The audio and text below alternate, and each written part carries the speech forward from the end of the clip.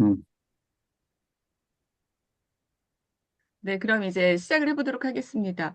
저희가 도스토옙스키 고비를 오늘까지 하면 마무리가 됩니다. 정말 시작을 하면서도 교수님한테 너무 감사드린다고 그렇게 지금 인사를 드리면서 있었거든요. 와, 우리 처음에 죄와 벌로 시작해서 백치, 그리고 악령, 그리고 지금 이제 까라마조프가의 형제들, 오늘 두 번째 책으로, 네, 마무리가 됩니다. 여러분들은 오늘 이 책을 덮으시면서 어떤 마음이 드셨는지, 궁금해지더라고요. 딱 이거 책장을 넘기면서, 와, 내 안에 내가 이렇게 많나? 이 작가 정말 대단하다. 그러면서도 교수님이 너무 대단하다라는 생각이 들었습니다. 우리 오늘 이 수업 시작하면서 교수님께 박수 한번 예, 보내드리면서 시작하면 아이고. 어떨까요? 감사합니다. 음, 음. 아름다운 봄날. 네. 자, 그러면은, 우리 2권 어떻게 읽으셨는지 소감 나누기로 바로 들어가 보도록 하겠습니다. 원장님 10분 주시면은 저희 들어가서 얘기 나눌게요. 네. 네.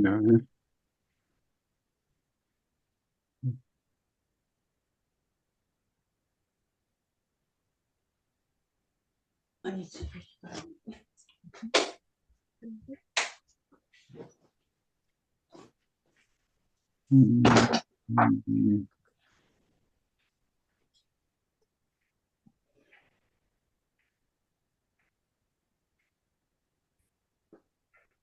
됐을까요? 음.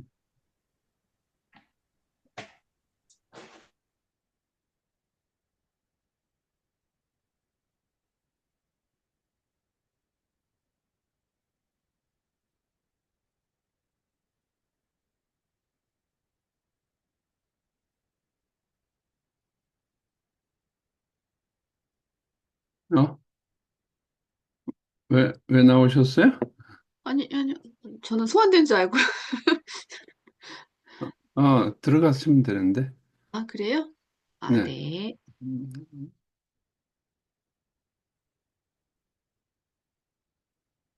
음.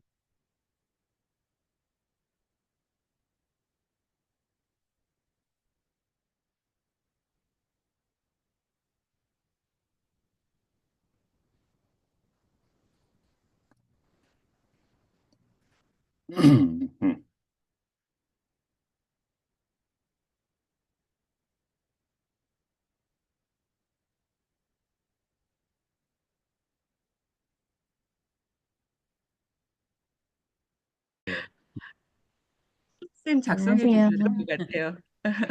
어, 수영 쌤. 제가 네. 작성할게요. 예, 저희 네. 이제 컴퓨터 괜찮아요. 네, 네. 음, 와, 네.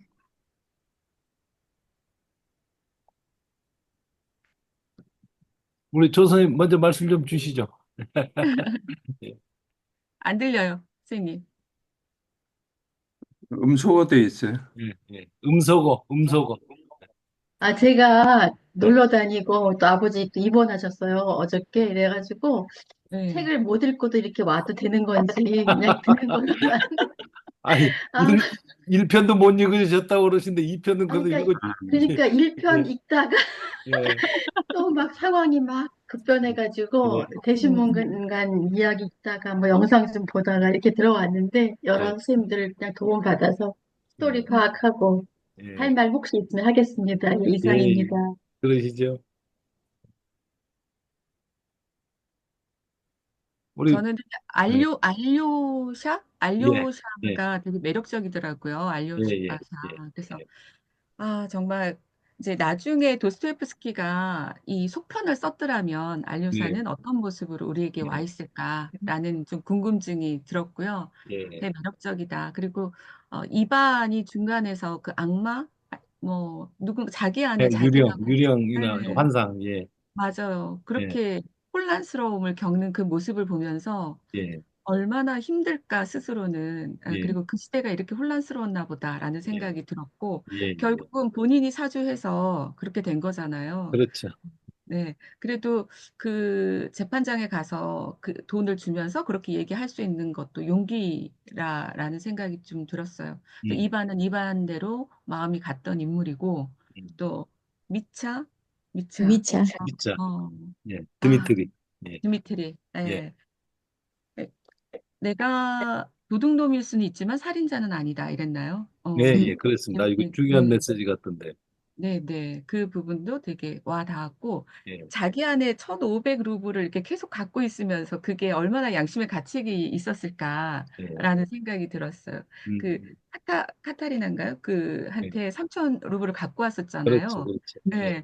그리고 사람들한테는 다 썼다고 말은 했지만 예, 그게 아니잖아. 예, 예. 누구 음, 그 어 오면은 같이 도망갈 때 필요한 돈을 갖고 있었던 거죠. 여기다 다 넣어 갖고 음, 있었던. 음, 그래서 그 마음도 되게 음, 아픔 애달프다 그럴까? 예, 그러다가 나중에 자포자기하면서 이제 다 써 버리고. 음, 그거에 대한 양심의 가책은 있지만 나는 아버지를 죽이고 싶었으나 예, 실제로 죽이지는 않았다. 이제 예, 이렇게 말을 하는 예, 그런 부분에 있어서도 이 세 아들들이 하나하나 캐릭터도 너무 명확하고 음, 너무 재밌게 그 예, 안에 푹 빠져 갖고 읽었어요. 예. 예. 근데 이반이 아버지를 많이 닮은 거죠, 이반. 이제 이 스메자르코프 얘기에 의하면 이반이 많이 닮았다고 그러는데 얼른 보기엔 드미트리가 닮은 것 같은데 속상을 예. 예, 까보면 이반이 닮았다라고 이제 규정을 하죠. 예. 예. 예. 예, 그게 이제 뒷받침하는 메시지가 좀 있긴 하는 것 같은데요. 예. 음. 원장님, 제가 먼저 말씀 올리겠습니다. 네. 예, 예. 이 소설 조금 잘 이해하는 방법 중에 하나가 도대체 까라마조프가 이 형제들, 세 형제들 중에 누가 과연 그러면 작가는 가장 중요 인물로 셋 다 중요하고 전형성을 갖고 있지만은 그랬을까 하면서 그 주인공을 그래도 가장 대표적인 주인공을 누구로 볼 것인가를 좀 염두에 두면서 좀 저는 좀 읽어봤고요. 그리고 이제 그 다음에 에, 나오는 이제 흐름들은 그러면 이반 알료샤 그다음에 드미트리 세 항목들을 하나씩 설정하는데 이 각각들이 점유하는 그 인물들이 점유하는 그 위치들이 좀 있는 것 같아요. 그러고 나서 이제 읽게 되면은 가장 또 이 장에서는 도드라지는 게 법정 얘기가 좀 많이 나와가지고 우리나라 현실적인 우리나라 뭐 뿐만이 아니라 이 사법제도라는 것에 대해서 한번 생각을 해보고 검사의 논고와 변호사의 논고, 그다음 증인들이 아주 대다수 여러 사람의 증인들이 등장하면서 증언하는 것들, 뭐 이런 것들에 좀 주의해서 좀 읽어봤을 때 좀 재미가 좀 있었고요. 그다음에 그 질문에서 하고 같이 이제 엮인 내용입니다만 카텔이나는 왜 그렇게 진술이 오락가락했는지에 대해서 초점을 좀 맞췄고 그리고 상당히 그 2부에서 길게 묘사가 돼 있는 게 이반 표트로비치에 대해서 8장까지 할애가 돼가지고 굉장히 진술이 길어지는데 요 장들 나눈 의미하고 이렇게 입안이 길어지는 것들은 에 대해서 조금 주의해서 좀 봤고요. 그러면 1장에서 대신문관하고 여기서 한 4장쯤 되는가 유령과의 대화하고를 저는 두 개를 좀 짝으로 해서 읽어봤습니다. 예, 그렇게 어, 봤을 때 어떤 거랑 어떤 거 짝으로 하셨다고요? 제가 대신문관하고 예, 예, 1권에서 나오는 예, 예, 대신문관하고 2권에서 나오는 그 이반이 유령과 그 환상과 예, 대화한 것 그거 두 개를 좀 짝으로 해서 읽어봤어요. 예, 예, 그랬더니 조금 이반에 대해서 나름대로 좀 이해가 좀 더 되는 음. 그런 측면이 있어서 아, 그렇게 좀 저는 감상을 좀 했습니다. 예. 저도 두 번씩 읽은 부분이 그 부분 이해도 잘 안 가고 뭔가 예, 되게 길어서 예, 대신문과도 두 번, 예, 유령도 두 번, 예, 예, 어떻게 이해가 안 돼요. 예, 네, 저도 그 인물들이 이제 좀 바뀌잖아요. 예? 예, 음. 예? 그렇죠, 뒤로 그렇죠. 가면서 또 바뀌고 그러는 그 뭐 심경의 변화들도 많이 생기고 이러는 예, 것들을 참 재미있게 묘사했다는 생각이 들고요.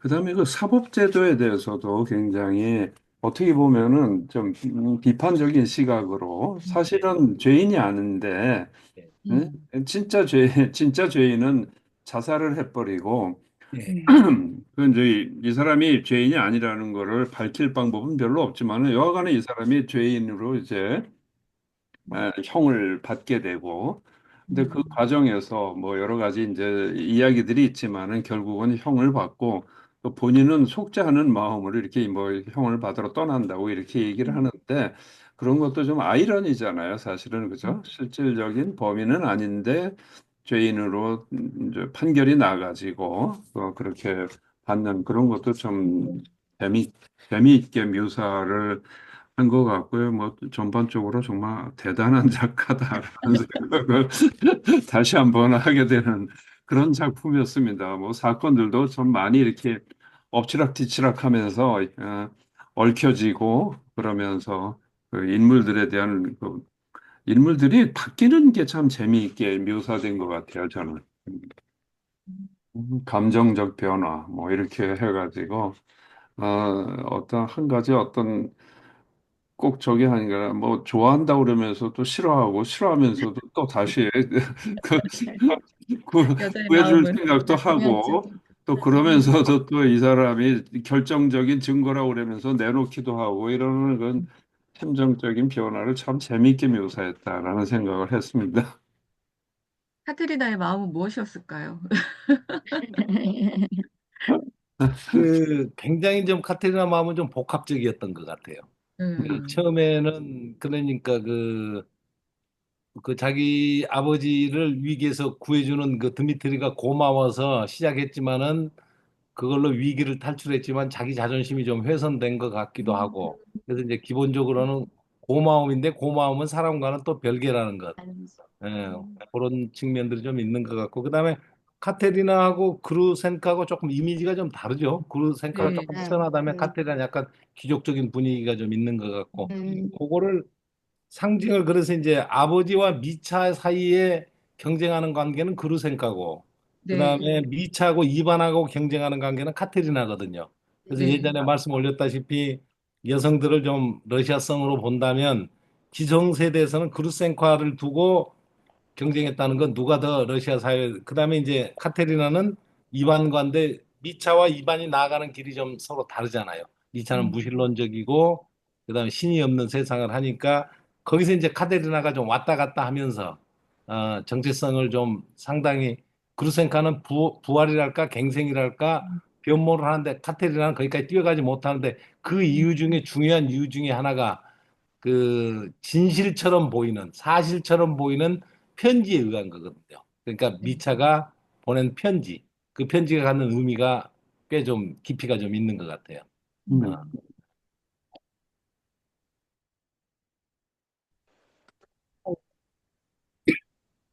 어, 네, 얘기 많이 나누셨어요? 10분이 금방입니다. 그렇습니다. 잠깐만요. 음, 이거를 제가 공유해서 어떤 얘기를 나눴는지 한번 같이 들어보겠습니다. 음, 음, 어떤 분이 발표해 주실지 정하시고요. 어, 공유를 못 찾고 있습니다. 이게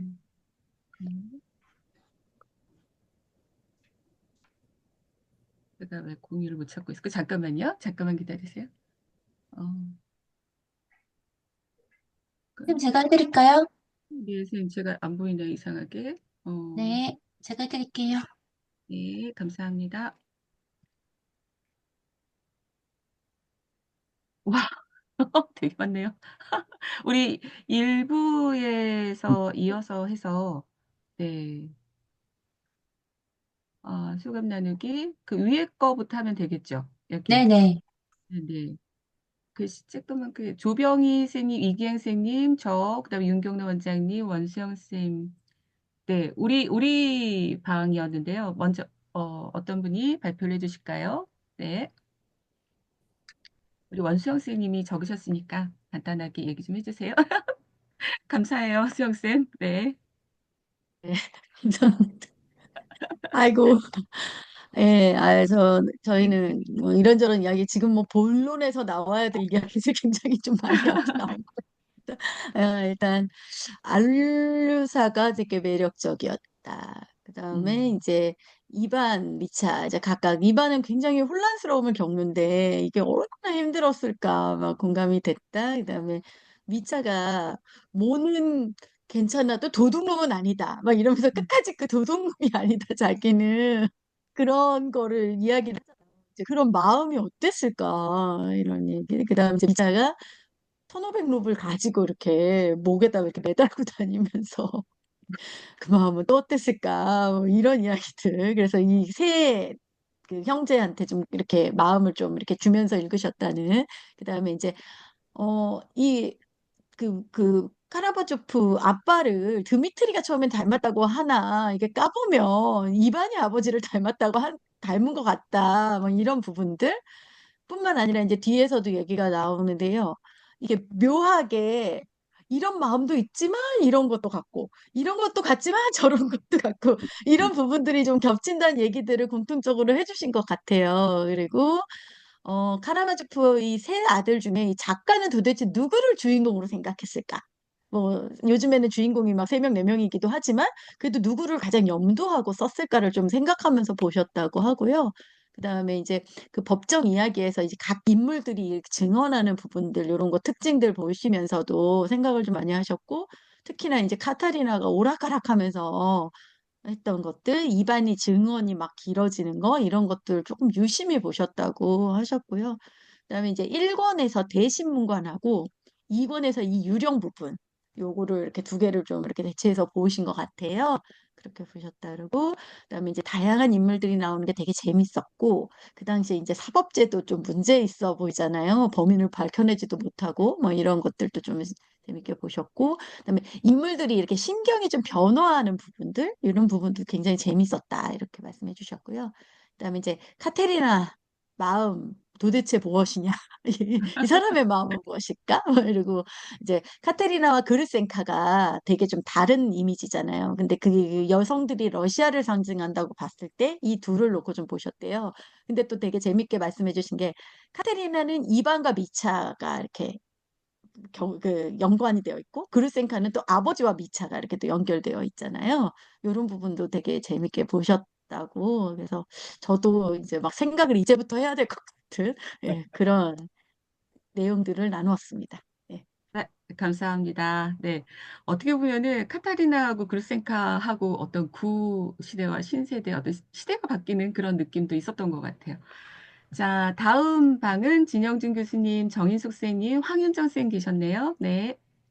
네, 저희 방은 정인숙 선생님께서는 입안이 내 안에 있는 인간적인 부분이라고 느끼셨대요. 그래서 저희는 가장 마음에 와닿는 인물이 무엇인가, 누구인가라는 이야기 나눴거든요. 근데 이제 입안에 대한 부분을 많이 얘기를 했고요.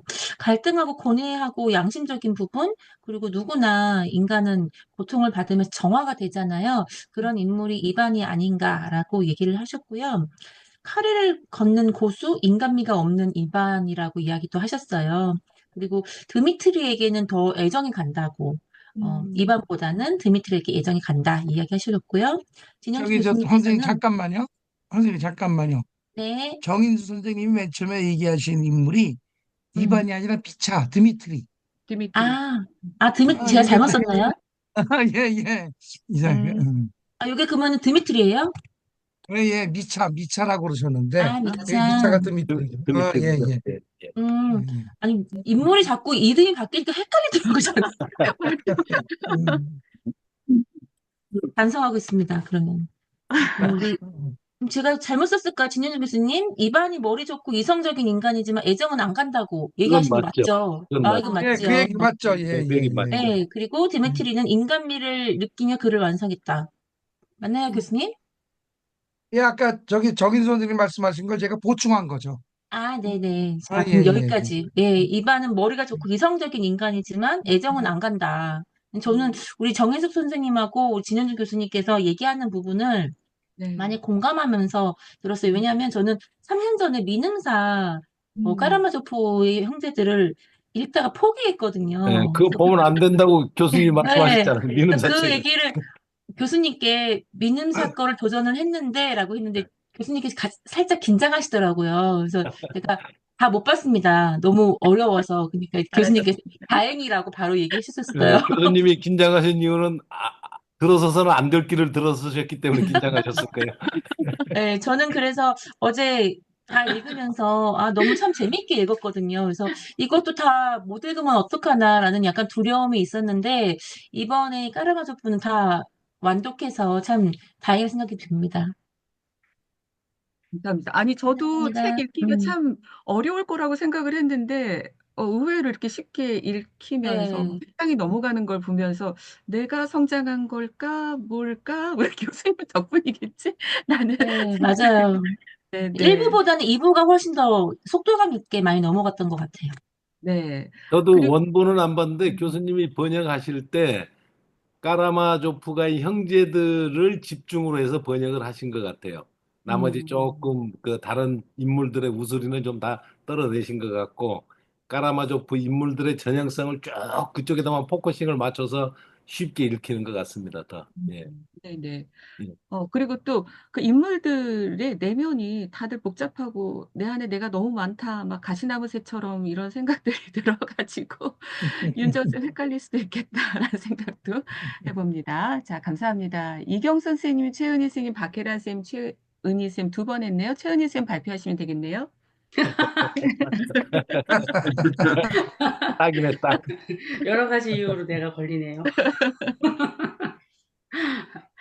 저희는, 뭐 등산한 기분이었다라는 얘기로 시작했고요. 그 정상에 올라갔는데, 그러니까 읽었다는 성취감, 하지만 그 안에서 내가, 이거를 다 이해했나? 라는 그런 약간의 허무함은 아니고, 그런 마음까지 드는 소설이었다는 얘기 했었고요. 그 다음에, 소설이기보다는 사상을 쏟아부은 듯한 느낌을 되게 많이 받았거든요. 그래서 이 소설 자체가 그냥 러시아를 다 보여주는 러시아의 축소판, 그냥 그거 같아요. 그런 느낌이 들었고요. 특히 이제 아버지라는 사람은 그냥 러시아가 아닐까? 그리고 아들들이 다 그 아버지를 부시는 거죠. 여기저기서. 뭐 그런 느낌을 좀 받은 소설이었어요. 그다음에 그다음에 여주인공들의 성격도 예측할 수 없었다. 둘 다 뭐 이렇게 돌변하는 듯한, 여기 나오는 주인공들이 대부분 다 이렇게 돌변하는 듯한 느낌을 갖지만 여주인공들도 그와 비슷했다. 거기까지 얘기하고 나왔습니다. 네, 감사합니다. 등산한 기분이라는 게 완전 공감이 됩니다. 그리고 저희가 이제 이게 50권째더라고요. 정말. 100권. 와, 2분의 1 왔습니다. 진짜 저희 너무 대단하다라는 생각이 드는 책이기도 했습니다. 자, 소감 나눴고요. 그러면 이제 질문 만들기 들어갈게요. 질문 만들기 7분. 시간이 짧더라고요. 또 가갖고 열심히 질문 만들고 나오도록 하겠습니다. 원장님 보내주세요. 네.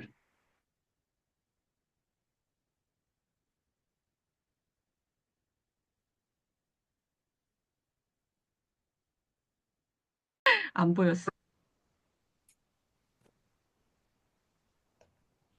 소리 들리죠? 네. 예. 네, 잘 들립니다.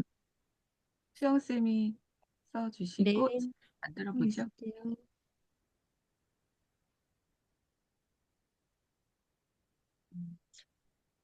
저는 이번에는 질문을 조금 만들었어요.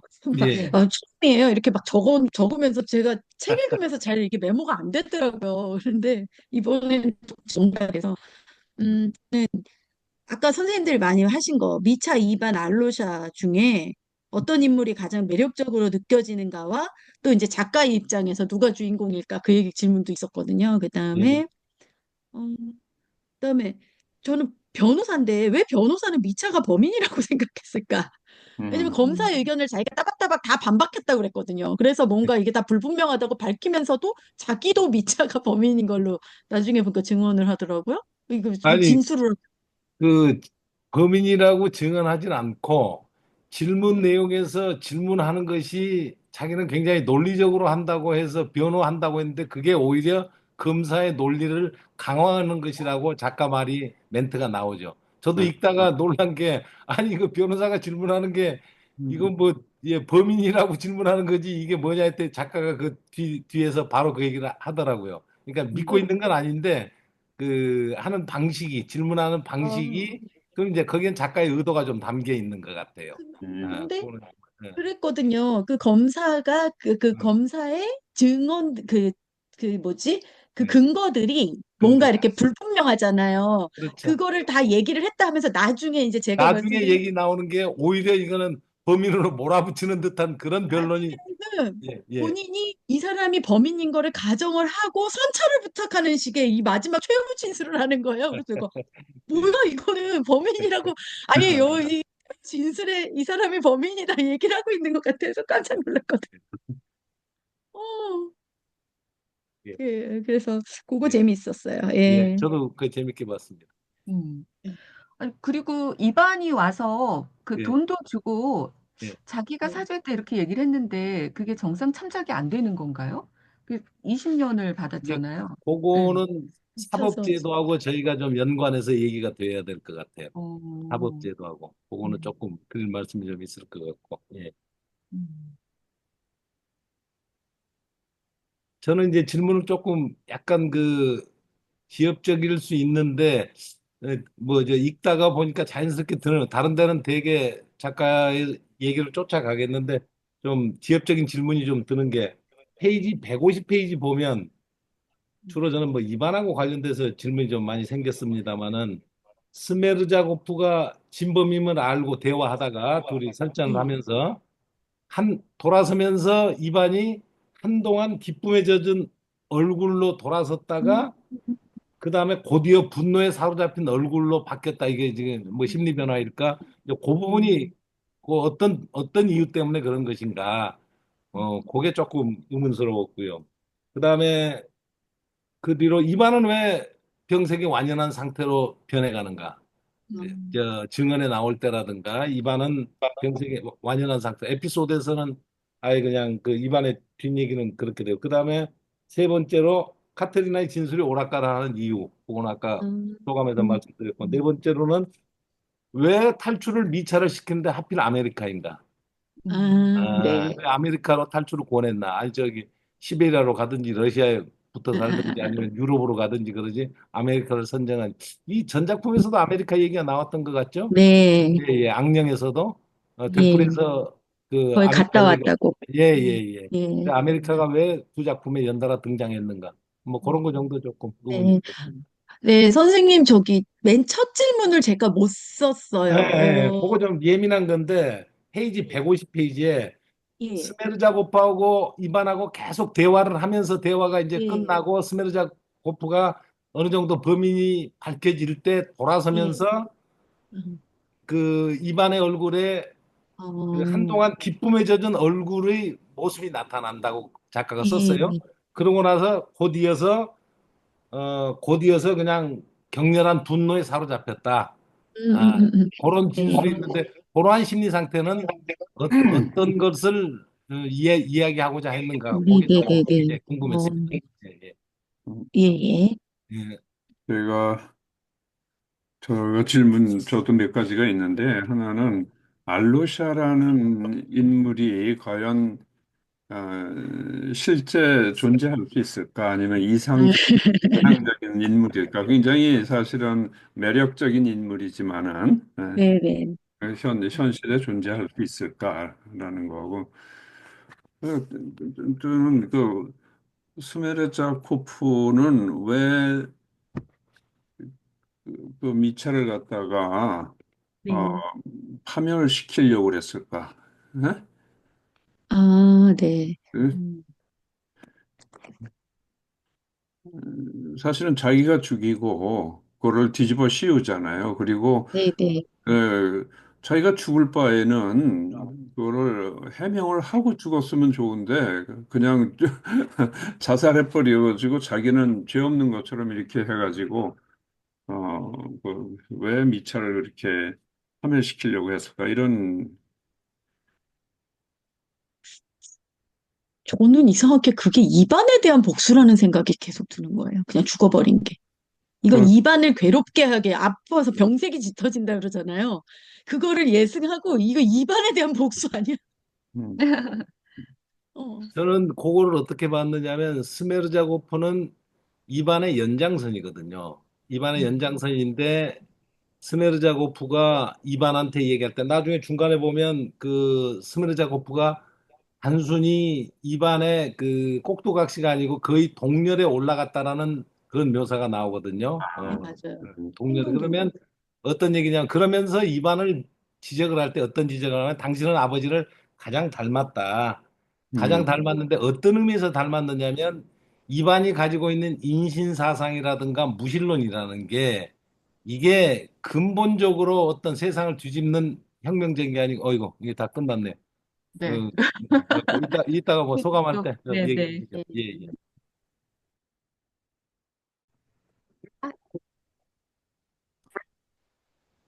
네, 다시 돌아왔습니다. 질문들 많이 만드셨어요? 질문하다 보면 또 답변까지 하게 되는 것 같아요. 잠깐만요. 제가 한번 공유 다시 해볼게요. 네. 공유가 됐을까요? 네. 중앙 예, 트윈. 끝내요. 아유, 됐네요. 어쩌다 안 돼. 네. 여기 우리 춘희 선생님이, 어, 적어주신 방. 네. 춘희 선생님. 네. 어떤 분들 같이 얘기 나누셨을까요? 좀 이따 올려주시고, 신이 없다면 모든 것이 허용된다의 의미는 이 부분이 계속 나오니까, 이반 얘기에서. 굳이 화자가 등장한 이유는 뚱뚱한 아줌마의 신앙이라는 것은 무엇일까? 네. 인류사의 죽음, 굳이 죽은 이유가 뭘까? 미차가 살인보다 도둑질을 더 집착하는 이유는 무엇일까? 이반은 왜 형을 미국으로 보내려고 했을까? 아메리카로 계속 보낸다고 얘기를 하잖아요. 미차가 천조 킬로미터, 천이 의미하는 것은 무엇인가? 까라마조프가에서 그 집안이 의미하는 공통점이나 상징성이 있을까? 네, 질문 만들어 주셨고요. 천조 킬로미터. 네, 와, 천조 킬로미터 대단했습니다. 정인숙, 진영준 교수님, 황윤정, 이은경 선생님. 하느님 없이도 인간을 사랑할 수 있다고 하는 라키티는 어떤 사람일까? 이반, 미차, 안료사 중 동질감을 느끼는 사람은 누구인가? 우리 스스로가. 네. 그리고 미차가 101쪽에서 나는 부활한 거야 라고 하는데 그 의미는 무엇인가? 자신의 욕망에 충실한 것은 무엇일까? 인간적 특성이란 무엇인가? 라는 얘기를 주셨고요. 그 다음에 조병희, 이기행, 또 박희정 원장님, 또 원수영 선생님, 미차, 이반, 알루샤, 어떤 인물이 매력적으로 느껴지는가? 이 책에서 주인공은 누구일까? 왜 변호사는 미차가 범인이라고 생각하고 얘기를 하는가? 선처를 빌었을까? 자, 이반이 최후 증인으로 나왔는데도 왜 미차가 범인으로 판결이 났을까? 페이지 150페이지에 스메르자코프의 대화가 끝나고 이반과 그가 범인임이 밝혀졌을 때 이반의 표정이 처음에는 기쁨으로 갔다가 그다음에 이제 차가운 느낌으로 이렇게 변하는 그 부분, 심경의 변화는 무엇을 의미하는가? 이반은 왜 병색이 완연한 상태로 변해갈까? 또 카테리나의 진술이 왜 오락가락 하는지 그 이유도 궁금하다. 그리고 왜 미차를 이반은 아메리카로 탈출을 시키려고 했나?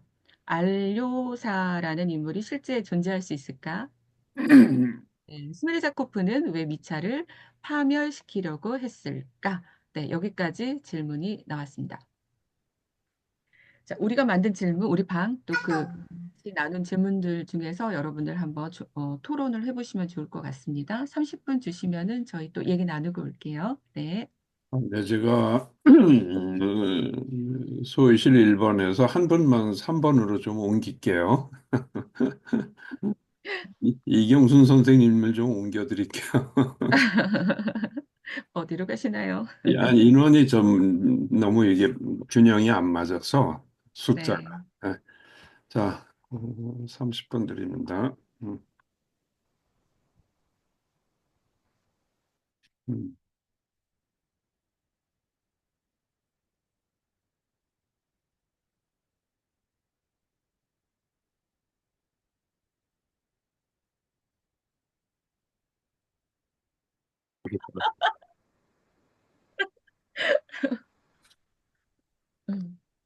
네. 네. 아, 무슨 얘기 네. 수영쌤 써주셔야지. 뭐 우리 박 우리가 선생님부터 먼저 감상. 네.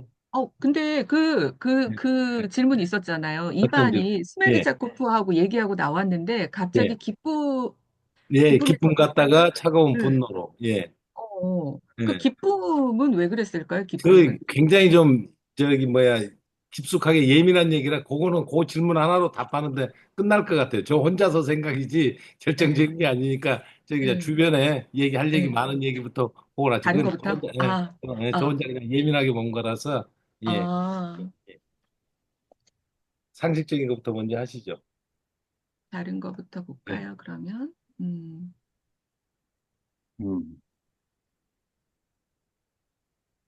선생님들은 예. 어떤 인물이 매력적이세요? 음, 주인공을 떠나서 음, 다 미차를 좋아하시나요? 저는 알료샤, 알료샤. 아, 알료샤. 알루샤? 예. 전 그리고 미차. 미차, 미차.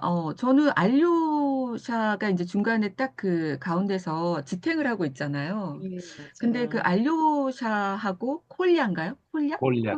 예. 예, 예. 도수가 나요. 콜리아가 예.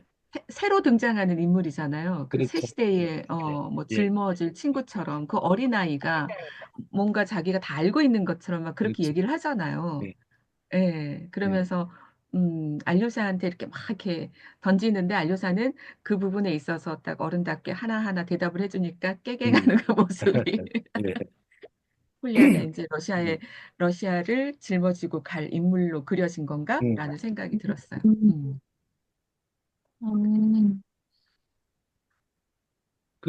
저는 그 대목하고 관련해서 그 인물 세 사람에 대해서 조금 이제 도식적으로 분류를 하게 되면 여기에서 이반 표토로비치에게도 굉장히 많은 장이 할애돼 있고 2부에서 그리고 예비 신문과 오신 부분은 재판적인 제도이긴 하지만 여기에 실제적 관계된 인물은 드미트리란 말씀이죠. 그 네. 다음에 이제 에필로그에서는 안료사 중심으로 해서 끝나고 일권에서도 보면 안료사가 그렇게 많이 기술되진 않아요. 거기서는 네. 대신문관이 돼 있고 그 다음에 집안 배경 얘기했고 미차가 이제 소개되는 정도로 이렇게 이제 얘기 이권을 위해서 예비 동작인데 그러면 알료시아는 이 책의 실제 주인공은 아닌 것 같지만 음. 예. 숨어져 있는 주인공이라고 보는 게 소설 전반에 군데군데 다 개입하고 예. 나타납니다. 뭐 뛰어서 내러티브, 돌아다니면서. 내러티브 음. 비슷하게. 그러면 예. 그런 안류사가 상징하는 게 뭐냐면 신을 상징하죠. 그리스도를. 왜냐하면 우리 모든 현상 뒤에 그걸 임재라고 하죠. 군데군데 다 스며져 있는 우리가 구체적인 주인공은 아니지만 어디에나 그 임재해 있는 항상 음. 상시적으로 존재해 있는 그런 존재가 안료샤가 아니겠느냐. 그리고 그 음. 안료사는 이 책의 주제는 아닙니다만 다음 편 준비한 게 이제 안료사 중심의 어떤 그거였다는데 그것에 예비되는 건 나중에 에필로그에서 그 누굽니까? 그 애들 숫자가 12명이에요. 네, 요거는 맞아요. 그리스도의 예. 12사도를 네. 상징한다고 봐야 되겠죠. 그래서 네, 안료사는 맞아요. 그리스도의 어떤 상징이다. 그렇게 저는 좀 음, 읽어봤고요.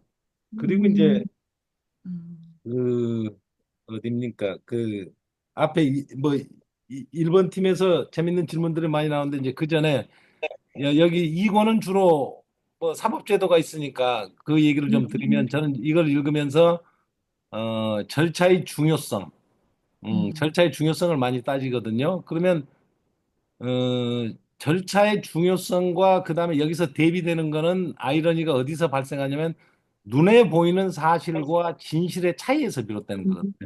카테리나가 헷갈리는 이유가 자기가 드미트리를 의도적으로 복수하려고 증언을 불리하게 한 게 아니거든요. 음. 카테리나는 분명히 그게 사실이라고 믿고 있어요. 왜? 믿고. 예. 편지에 의해서. 그러니까 자기가 네. 자기를 속이는 게 아닙니다. 이건 음. 음, 분명히 드미트리가 범인이야라고 그 편지에 의해서 확신한데, 그러나 독자의 입장에서는 편지는 편지일 뿐이죠. 네. 그게 드미트리가 살인한 증거가 직접적 증거는 되지를 못하죠. 그리고 그런 음. 유사한 인물이 누가 있느냐면 그리고리가 있어요. 꾀고리. 예, 그리고리. 그리고리가 없다고. 열 가지를 드미트리에서 얘기하는데 아홉 가지가 다 사실이라고 드미트리도 어. 인정을 해요. 그런데 어. 마지막에 문이 열렸다는 문이 사실은 열렸다는 거.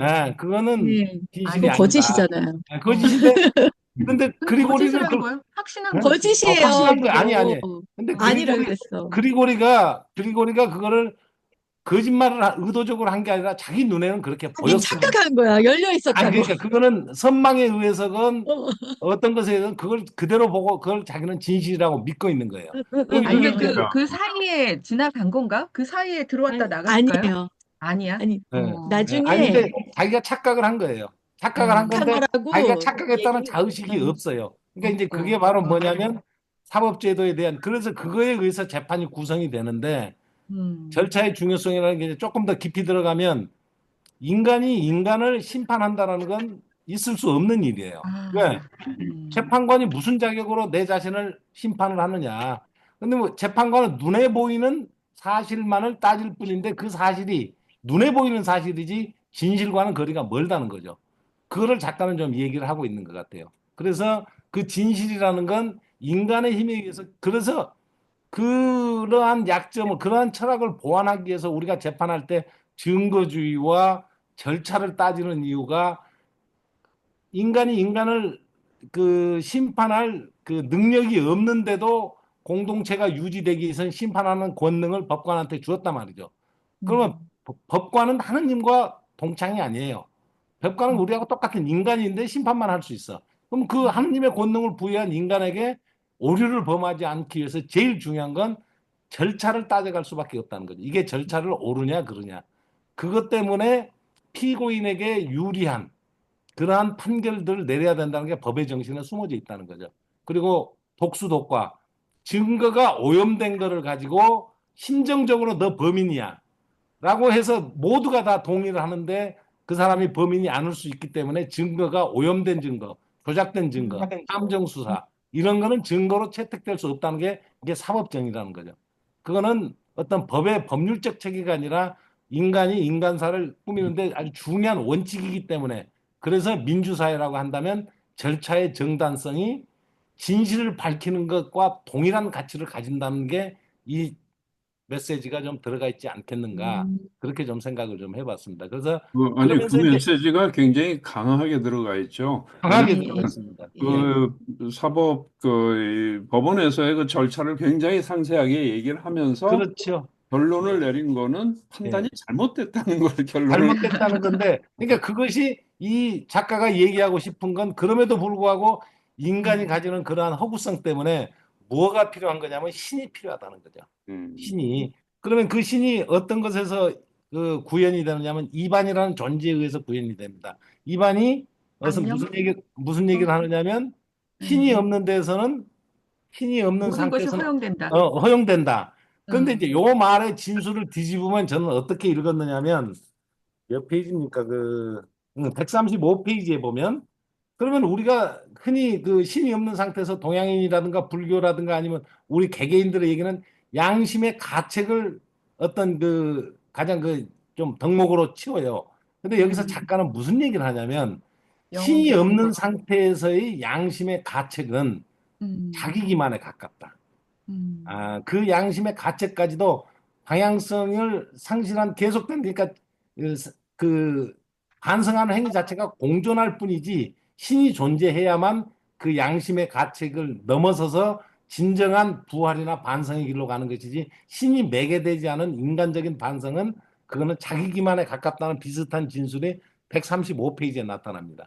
그러면 요거는 입안이 신이 없는 상태에서 내가 어떤 행위를 해도 가능하다라는 걸 뒤집으면 이제 거기에 대해서 반성이 따라야 될 거 아닙니까? 그래서 그 이반이 그 반성을 행하는데 스메르자고프하고 이반의 갈등은 바로 그 대목에서 나타나는 거거든요. 그러면서 이반이 계속 병색의 완연에 빠져가는 게 신이 없는 상태에서 자기가 인신인 상태에서 인간이 양심의 가책을 느끼면서 하는 그런 행한 것들은 큰 의미가 없다 하는 게 작가의 메시지가 아니겠는가. 그래서 이반은 병색이 완연해 가서 몰락해가고 스메르자고프한테 도전을 받는데 그럼 스메르자고프하고 아까 그 질문 주신 것과 조금 여기서 얘기를 연결하면 이반은 결국에는 자기 기만에 계속되는 관념론자예요. 그 행동주의자가 아니고 인신사상을 관념론으로 받아들인 거지 이건 이랬으면 좋겠다 이런 그 다음에 또 스메르고프가 중요한 발언을 하죠. 어떤 발언을 하냐 당신이라는 사람은 기득권을 지키고 기존의 가치 체계를 자기식으로 바꾸려는 무신론자의 관념론자이지. 그러니까 투기꾼이라는 얘기죠. 내가 인민을 위한다, 사랑을 위한다, 뭐 저기 이 세상을 밝게 한다라는 것들이 전부 다 그 자신의 출세를 위한 투기꾼이듯이 당신도 기득권을 지키고 기존 가치 체계를 당신이 중요하다고 생각하는 인간적 사상으로 바꾸는 투기꾼에 불과한 것이지 관념론자에 불과한 것이 당신은 세상을 바꾸는 사람이 아니야. 그 세상을 바꾸는 사람은 당신 얘기에 영향을 받아가지고 행동에 나선 나야. 그래서 스메르자 코프가 성장을 하는 거죠. 그래서 거기서 공격하는 지점이 그런 겁니다. 그런데 아까 그 미소를 왜 지었느냐? 그 스메르자코프가 행동에 나서 가지고 아버지를 죽인 범인이면서 알면서 그 전 대목에 뭐가 묘사가 되느냐면 이반이 자기 형을 이 범인이 아니라는 사실을 알고 거기에서 벗어나려고 그 탈출하는데 비용을 대겠다고 하는 거죠. 비용을 대겠는데 그게 근데 자기가 생각할 때 반성할 때 자기 기만 같단 말이죠. 내가 이게 유산을 더 받기 위해서냐 어떤 거냐. 자기 기만은 계속되는데 스메르자고프가 범인임을 밝혀짐으로써 내가 그만 자기 기만을 중단해도 되는 거죠. 형을 내가 돕고 안 돕고는 이제 내가 거기에서 양심의 가책을 느낄 게 아니라 범인이 따로 있으니까. 그래서 거기서 자기 기만이 벗어나가지고 미소를 띄운 겁니다. 행복감이죠. 그런데 그러면 왜 갑자기 분노스러우냐? 근데 스멜자고프 한 거 보니까 아이 저 자식이 아버지를 죽여 자기 제자라고 자기의 그 세례를 받았다고 한 그 스멜자고프가 행동을 저지르면서 자기가 중요하다고 생각했던 자기의 그 관념론이 또 자기의 밑바닥이 드러나 버리니까 분노가 생기는 거죠. 스메르자코프의 도전에 의해서. 그러면 이 도전은 드미트리가 아버지의 도전하는 거나 스미자르코프가 이 이반을 죽인 거나 거의 동가에 가 있는 그런 것 때문에 저는 그렇게 조금 예민하게 좀 읽어봤습니다. 그래서 사법제도 말씀을 좀 그렇게 좀 드리고 싶고 그러고 그다음에 이제 그래서 저는 주로 좀 이반 중심으로 해서 좀 많이 읽어봤어요. 주인공이 아님에도 불구하고. 그리고 실질적으로 이제 요거에 대해서 평하는 거는 이 소설의 주제는 미차를 중심으로 한 부활이라고 얘기를 합니다. 근데 이 우리 번역본에는 좀 잘 드러나지는 않았지만은 왜냐하면 이반 얘기가 조금 더 강조돼요. 그래서 이 권에서는 그 사법제도와의 관련된 것, 이반에 관련된 것, 그 다음에 대신문관에서는 이반이 안료사에게 대화할 때 자기의 이론을 얘기할 때 굉장히 상승곡선을 타요. 그리고 저도 우리 현대인한테 가장 맞는 사상은 이반의 사상인 것처럼 읽어보면서 매력적으로 느껴지는데 이 권에 와서는 그게 추락해 갑니다. 누구에 의해서 추락해 가냐? 진실이 드러나면서 스메르자코프의 도전에 의해서. 그 다음에 안료사가 왜 그리스도라고 했냐? 안료사는 크게 뭐 관여하지 않으면서도 본질을 다 알아. 사실의 진실을. 그러면서 이반은 추락해 가고 있기 때문에 병색이 완연해지는 걸로 묘사가 되어가는 거죠. 그러면 이반이 추구하는 무신론이나 인신사상이나 이런 게 그 허구성이 이 작품에서 드러나기 때문에 이반은 지금 그 병생이 완연한 상태로 나아가는 것 같고요. 그다음에 이제 그 카테리나하고 카테리나도 본인이 진실로 믿었다는 그런 측면이. 그다음에 이제 그 아메리카로 가는 이유는 혹시 그 미샤가 그루셴카를 중심으로 해서의 어떤 구세대의 개혁, 그다음에 그 카테리나를 중심으로 한 그 신세대의 개혁, 요렇게 이제 본다면 아메리카를 미차를 탈출시키려고 했다는 게 러시아적인 당대의 러시아적인 상황과 가장 유사한 사회가 미국으로 작가는 본 것 같아요. 왜냐하면 땅덩어리 크죠. 그다음에 그때만 해도 1870년대쯤 돼 보이면 유럽은 러시아의 모델이 아니에요. 그런데 미국은 그때 막 해동된 이제 그 산업화에 들어서면서부터 계속 발전해 가면서 미국도 굉장히 혼란스럽고 종교적으로 갈등도 있고 인디언 어떤 기존의 기존의 그 원주민들하고의 갈등도 계속 발생하는데 덩어리 크죠. 산업화돼서 이제 막 개화되어 나가죠. 그게 마치 러시아의 롤 모델처럼 우리도 저렇게 하면은 아메리카가 발전해 나가듯이 러시아도 발전해 나갈 수 있는 거 아니겠는가 해서 악령에서도 아메리카가 좀 전범으로 나오는 것 같고 이 카라마조프가에서도 그 어떤 탈출의 그 근원지로 아메리카로 좀 선정한 거 아니겠는가 하고 전 나름대로 그렇게 좀 읽어봤습니다. 이제 그래서 저도 뭐 비슷한데 유럽은 꽉 짜여져 있는 사회고 이미 그렇죠. 예, 아메리카는 이제 막 개발되고 있는 그런 사회이기 때문에 예, 그쪽에 좀 더 기회라든지 아니면 그렇죠. 또 한편으로는 예, 유럽에서는 그 범죄인이라는 것이 금방 알려질 수도 있지만 아메리카는 어디 음, 숨어버리면 알 수도 없는 그런 예, 지하로 대륙으로 숨어버리는. 묘사가 되지 않았을까 이런 예, 생각이 네. 들었어요. 예, 예.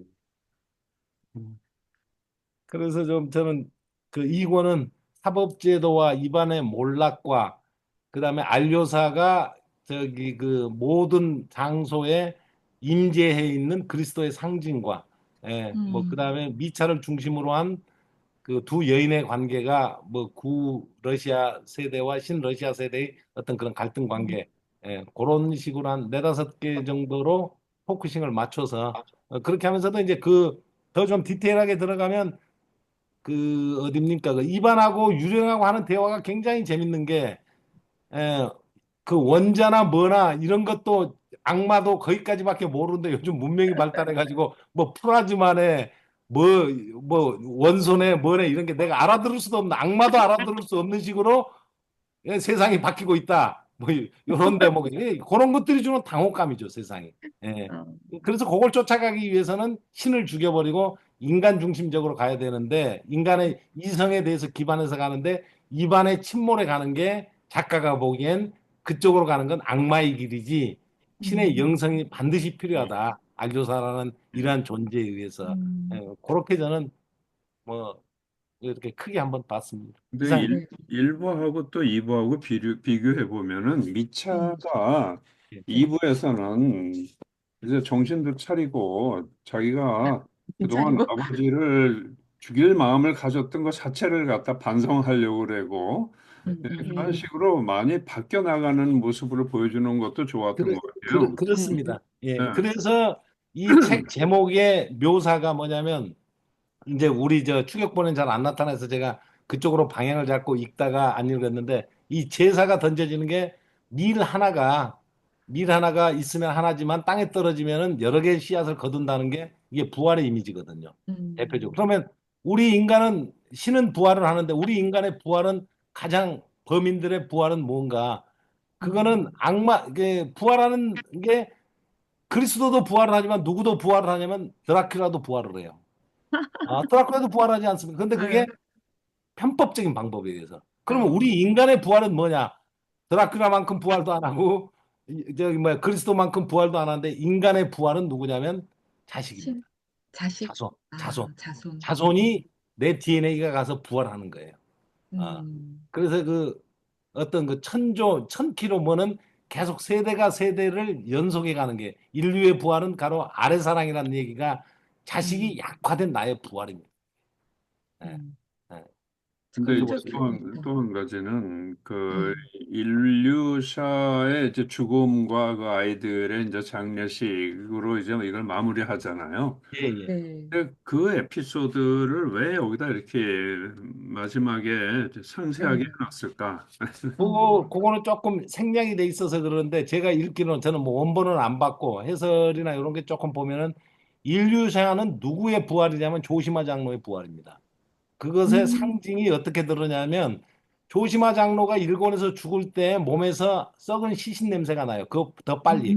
그러면 음, 일반 대중들의 인식은 저기 뭐야 성인이라면 향기로운 냄새가 나야 되는데 왜 시신에서 냄새가 나냐? 그건 뭐냐면 기적과 관련된 얘기인데 기적을 보고 믿는 거냐? 믿다 보니까 기적이 생기는 거냐? 아, 예. 그때 했을 때 작가는 후자의 얘기죠. 기적을 보고 안 그건 이제 우리 인생과 똑같이 볼 수 있는데 야 이렇게 가면 성공해. 그러면 성공한다는 결론을 알고 그리 안 갈 사람이 누가 있어요?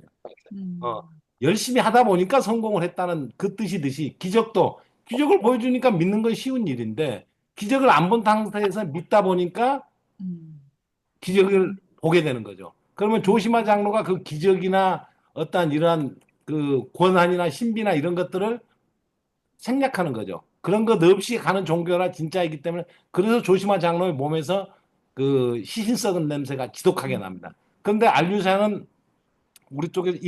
인류사의 죽음에서는 그 시신 냄새가 안 난다고 돼 있어요. 음. 안 난다고 돼 있는 게 이제 그만큼 안류샤가 세상에 나와가지고 임재해 있으면서 모든 데를 구성해 가면서 조금 그 축복의 세례를 뭐 내리는 시기겠죠. 그래서 인류샤의 죽음은 조시마 장로의 부활이고 그 다음에 그 아버지 표토로는 누구에 의해서 부활이 되느냐면 미차에 의해서 드미트리에 의해서 부활이 되는 겁니다. 그 드미트리의 부활의 증거는 뭐냐? 본인이 존재가 변화한 거 아닙니까? 남봉꾼에서 아버지와 같은 남봉꾼의 삶을 살다가 어떠한 이 살인 혐의로 몰리고 그래서 계속해서 본문에서 되풀이돼서 나는 게 나는 부활자요 순교자요 기사다라는 걸 자기가 독백을 하고 있거든요. 이게 일종의 아버지의 의 부활로 볼 수 있는 거죠. 그래서 어떤 면에서 그러니까 이 까라마조프 형제들 여러 주제로 읽을 수 있는 범죄 소설 뭐 저기 법정 소설이나 알료샤 얘기에 포커싱도 맞출 수 있겠는데 일단은 이게 미완성 작품의 일권이라면 그리고 이반의 얘기는 이미 악령에서 많이 다뤘고 무신론이나 인신에 대해서는 그래서 드미트리가 실제적인 주인공이라고 작가가 의도한 주인공이라고 볼 수 있는 게 미차가요? 미차가 미차가. 실질적으로 작가가 의도한 주인공이라고 해도 좀 무리는 없지 않겠는가. 그러면 드미트리의 부활, 뭐 이제 까마르조프가가 전부 다 종합편이긴 합니다만은 그 다음에 일류샤가 조시마 장로의 부활, 그 다음에 이제 그 아직 알료샤는 그 활동을 그냥 냄새만 피고 이권에서 이제 그게 나타나겠죠. 근데 그게 이제 미완성이고 죽어서. 미완성이고. 예, 예, 예. 그래서 그렇게도 좀 볼 수 있는 소설이다. 그런 얘기. 그래서 아까 그 시신 냄새가 그 얘기입니다. 근데 그 시신 우리 냄새가. 시신 냄새. 근데 인류사는 시신 냄새가 안 난다는 얘기가 그거는 이제 조금 에피소드에서 빠져. 그래서 마지막 에피소드가 인류사의 죽음으로 처리가 되고 12제자가 안류사를 추앙받고 그러면 이제 완성했다면 이제 안류샤 우리 교수님 해설에도 그게 나오죠. 이권은 과연 안류샤가 주인공이었을 때 그 삶이 궁금하다. 한데 그건 이제 작가가 완성을 못했죠. 예. 질문이 왜 있어요. 아니, 네, 제가 제대로 못 들었나 싶어서요. 이게 이해를 네, 제대로 해야 제대로 쓰는데, 네. 조시마 장로의 부활이 인류šan가요? 알류šan가요? 인류샤인데 인류 예, 인류샤. 그 인류샤인데 어린아이, 죽은 아이. 그거는 어린아이. 그거는 우리 추격본에서 잘 안 나타나니까 그건 생략하셔도 좋을 것 같아요. 네네. 우리 읽는 독서행이 바깥에 있는 일입니다. 그러니까 그냥 그거는 이제 추정하는 거? 네네. 예, 아니, 근데 스메르자코프가 그 예. 아버지를 가장 많이 닮은 사람은 이바니아라고 얘기를 했었잖아요. 그랬죠. 예. 예. 근데 이제 그거는 예, 근데 이사장님은 이제 드미트리가 아버지의 어떤 부활을 말한다, 뭐 이렇게 얘기해서, 예. 어, 그러니까 저는 이제 그거는 그 드미트리 그러니까 자식이니까 다 일 하나씩 다 갖고 닮았겠죠. 있겠죠. 예, 닮았겠죠. 그런데 이반은 철학적으로 아버지가 갖고 있는 속됨, 그다음에 출세지상주의, 자기 쾌락주의, 인신사상이나 무신론에 빠지면 이 길로 간다는 거죠. 그래서 아버지에서 부정적인 면 이반을 네가 닮았고, 아버지 그다음에 제일 싫어했던 것 예, 같아요, 이반이. 예, 예. 미샤는 행동은 닮았어요. 아버지하고 그쵸. 비슷해. 남봉꾼에다가 바람꾼에다가 경쟁하고. 순수했던 것 예, 같아요. 예. 그런데 어떤 계기에 의해서 그 고통의 계기에 의해서 그 부활을 하면서 계속해서 충분히 묘사가 좀 빠졌습니다만은 미샤가 자기가 자의식이 어떤 건 나는 순교자다. 나는 기사다. 나는 그 부활했다. 그런 게 아버지의 죽음을 보고 굉장히 본인의 어떤 대호각성이 일어나는 거예요. 그래서 드미트리가 아버지의 선한 면도 있겠죠. 아버지의 선한 면에 그 꽃피운 게 드미트리의 부활이고, 그 다음에 아버지의 나쁜 면은 이반의 몰락이고, 요렇게 볼 수 있죠. 그러면 이제 스메르자코프 얘기가 그 결정적인 건 아니잖아요. 그러니까 스메르자코프는 이반을 쫓은 이유가 이반이 정통성을 갖고 있다고 보니까 스메르자코프가 이반한테 반했겠죠. 표도로서부터 저기 뭐 이반으로 오니까 스메르자코프가 이반의 철학을 갖고 그건 스메르자의 평가죠. 우리 평가는 다를 수 있죠. 근데 작가는 그렇게 살짝 옆으로 사이드로 빼놓고 그 그리고자 했던 건 드미트리에 의한 아버지의 그 좋은 면의 부활, 긍정적인 면의 부활, 그냥 나쁜 면의 몰락은 이반이 그건 갖고 가는 거고. 이렇게도 볼 수 있지 않을까. 드미트리가 꿈을 꾸잖아요. 꿈을 꾸죠. 예. 예. 예. 그 꿈에 뭐 어머니와 아이, 막 예. 병약한 아이, 뭐 굶어 죽는 아이, 이건 이제 예. 러시아를 얘기하는 걸까요? 그렇죠, 그렇죠. 어, 그러니까 이제 그게 각성이 가는 거죠, 꿈에서. 그러니까 어. 같은 꿈과 환상을 보더라도 이반답게 조금 더 실체적인 유령을 보는 것 같고, 이건 현실에 나타나는 것 같고, 이반은 네. 꿈이라고 얘기하면서 꿈을 꾸면서 거기서도 각성이 일어나는 거죠. 예, 음. 예. 그렇게도 좀 볼 수도 있겠죠. 근데 음. 이반은 무신론자고 인간중심적이고 사실적이고 이성적이다 보니까 유령도 그냥 마치 현존하는 것처럼 묘사가 되잖아요. 환상처럼. 음. 예. 꿈이 꿈으로 처리돼야 되는데 실제처럼 어. 처리가 되는 거예요. 작가 의도가 들어가 있겠죠. 중간에 파우스트 보는 줄 알았어. 파우스트. 예, 예, 예, 예. 맞아요. 예. 비슷하더라고요. 그러니까 이제 그거를 작가는 뭐 괴테 파우스트가 먼저 나온지 모르지만 먼저 나왔겠죠. 그걸 다 비난하는 거죠. 나왔죠. 예, 예. 그 알매 세상 이상 중심으로 가면은 어떤 게 기다리고 있는가? 파멸만 기다리고 있다. 예, 그 말씀이죠. 그러니까 네. 신이 없는 세상에 아무것도 할 수 있다면 신이 없는 세상에서의 자기 반성은 자기 기만에 불과하다. 그 메시지가 그래서 성립하는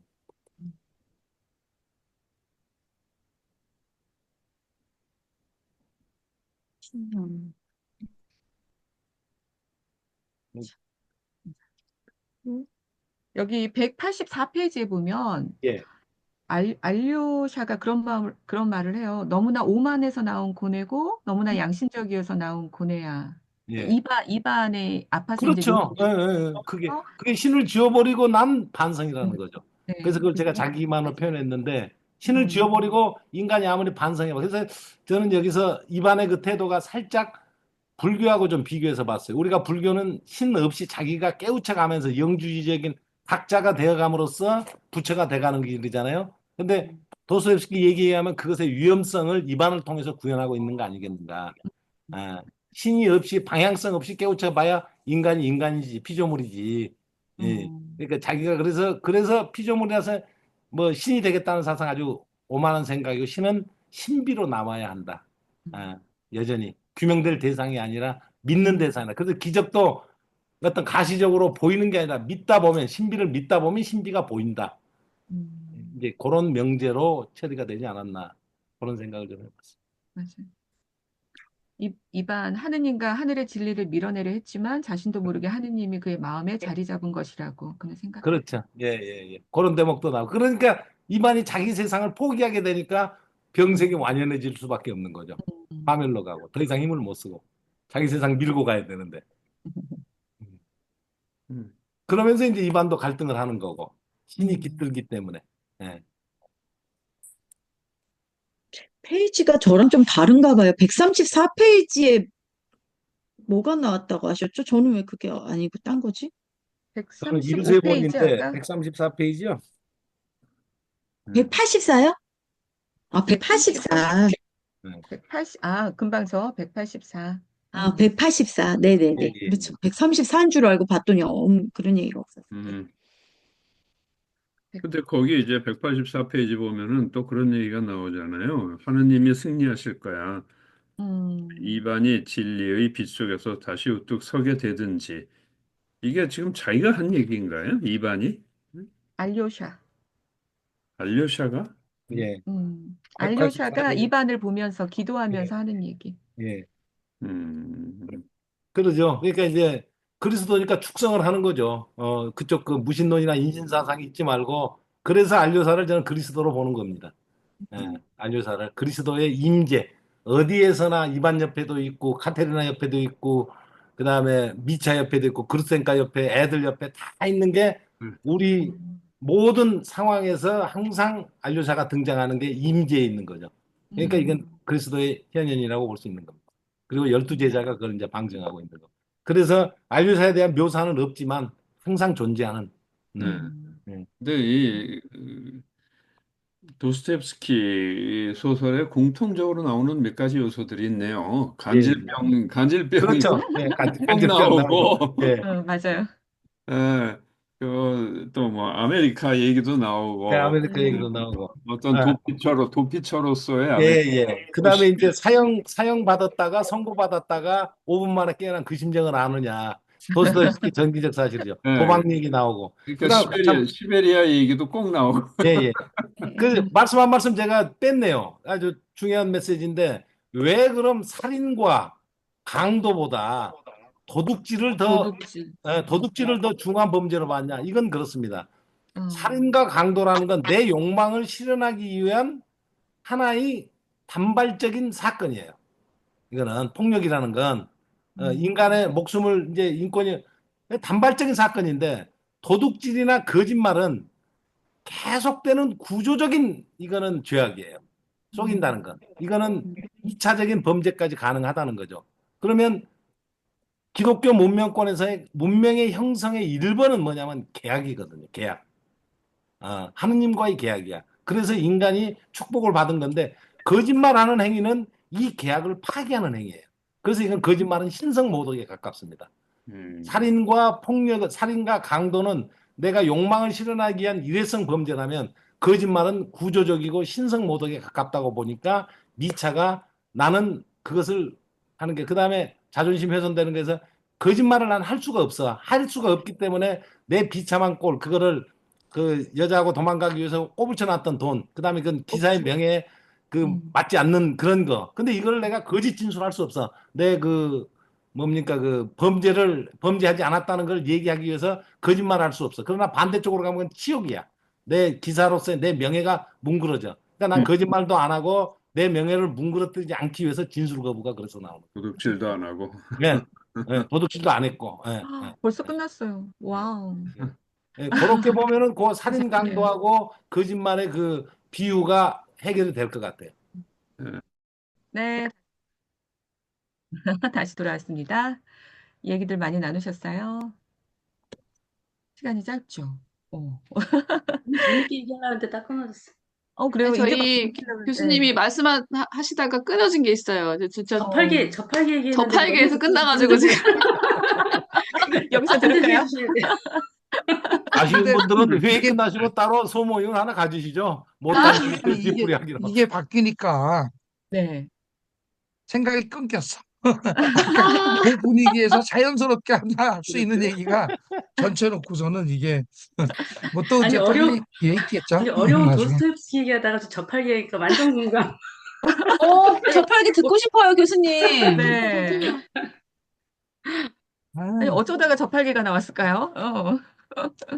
좀 이따 그럼 저 얘기. 드미트리 얘기하다가 아까 우리 저 처음에 정인 선생님하고 얘기 나눌 때 동물성, 인간 규정 이런 얘기하다가 그 나온 얘기입니다. 그래서 그 드미트리라고 하는 우리가 보기에는 그냥 동물적인 존재잖아요.